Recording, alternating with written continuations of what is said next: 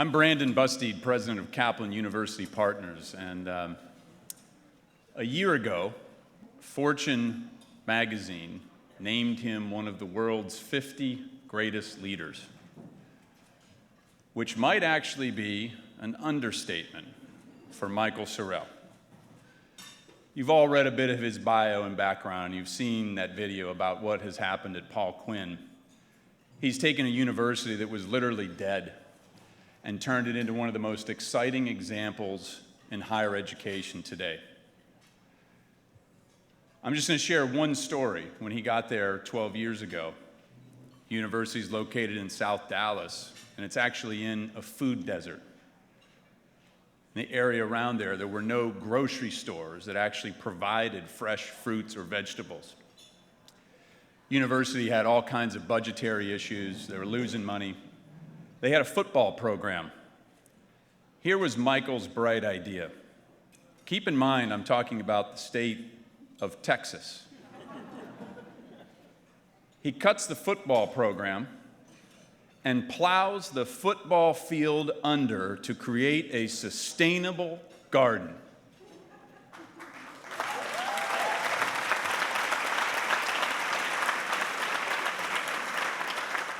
That the students at Paul Quinn now operate in service of the university and in service of the community. Now, if that isn't bravery and courage, I don't know what is. If we had more presidents of colleges and universities like Michael Sorrell, can you imagine what this country could do with its untapped talent potential?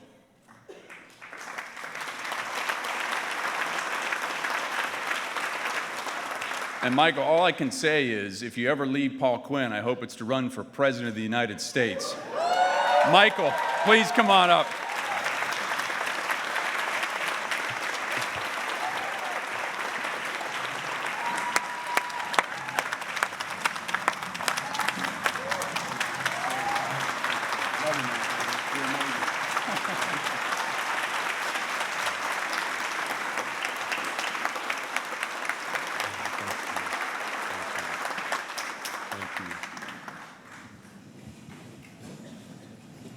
You know, everyone talks about the decision to terminate the football program, and they say it was brave.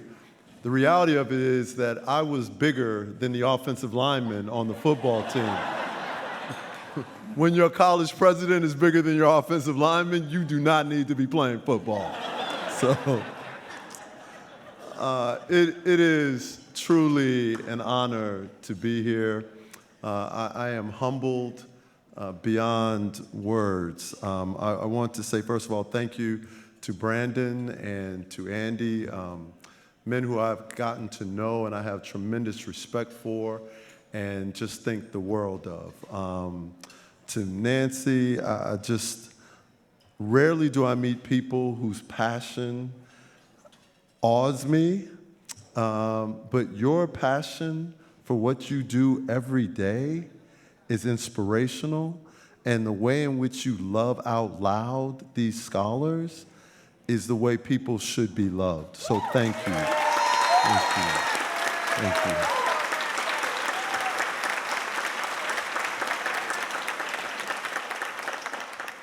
you. John, I want to say, or JP, I feel like I know you now. I looked for reasons why you and I would win these awards. Little did I know it was because we're part of the Follically Challenge Club, right? So it is truly an honor to be here and to share the stage with you and to share this award with you. So congratulations.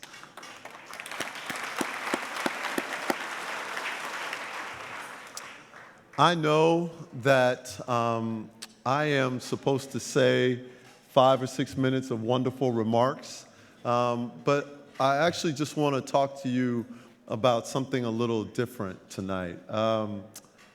We live in a time where, and I'm a little bit inspired by our proximity to Broadway, where history has its eyes on us. Those people saw Hamilton, the rest of you get a life, okay? And we None of us created the problems which we are being charged with solving. We did not create poverty. We did not create homelessness. We did not create the situations that have ravaged our schools. We did not create the mess that we find ourselves in. But here we are. We exist in a time where we are the ones that have to get this right. Because the idea that we would pass these issues on to our children, on to the generations to come, is just unacceptable. We cannot be...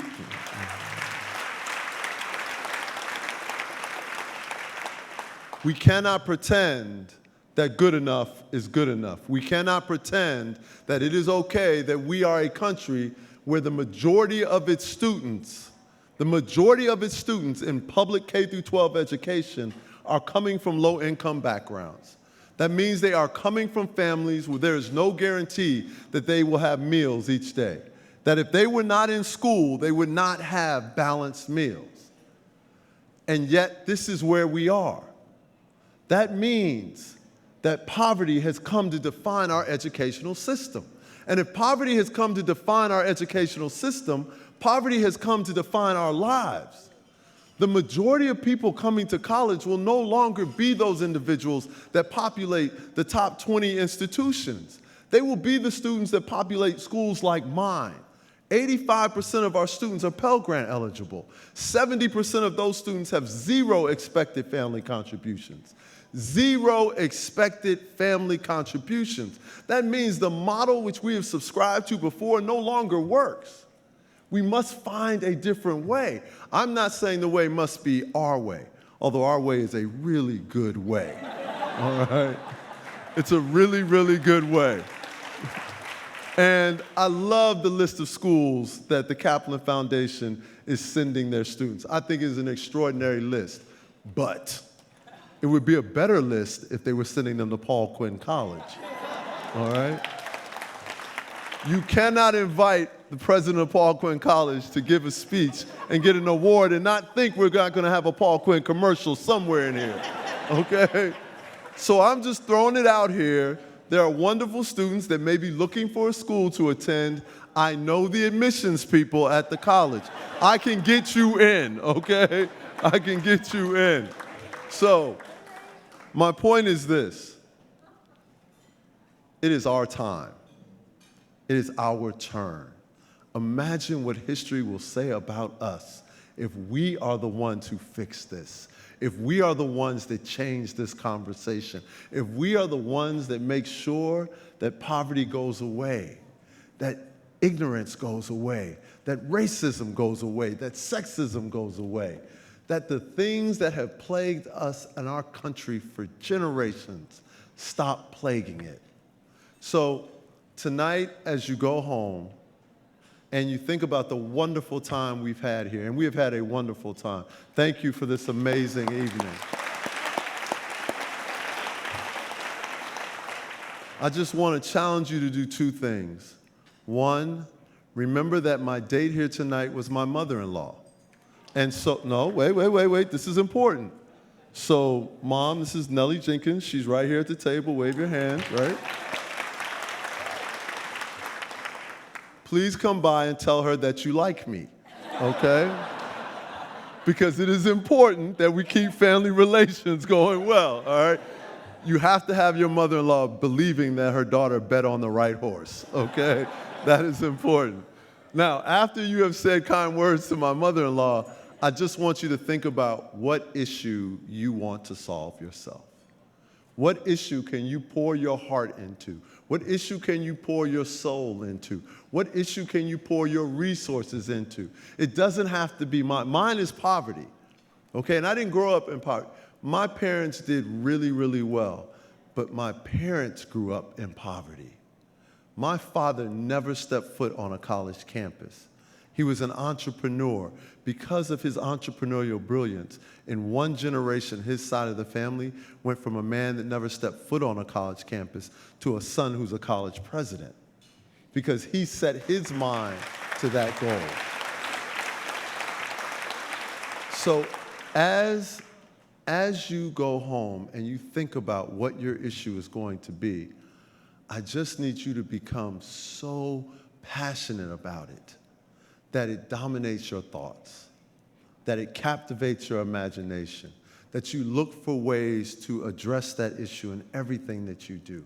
Because if we all do that, history will judge us kindly. And I pray that it does. Thank you for the honor of being here tonight. Thank you for the honor of the award. And thank you for what you're about to do. Thank you.